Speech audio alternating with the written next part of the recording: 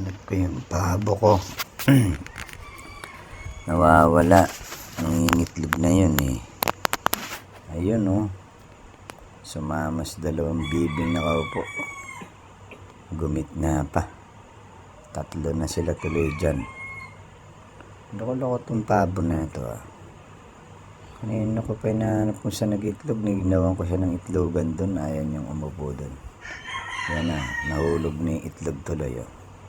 Ngayon ko nga, may puwet. Yan. Nahulog tuloy itong itlog oh. Malapit na mapisa ito eh. Oh, may itim-itim na. Nabulabog yung mga bibi ko dyan oh. Yan siya. Lumabas ka dyan, Pabling. Ay si ano pala ito. Ang pangalan yung pabo na yan, nasa gitna.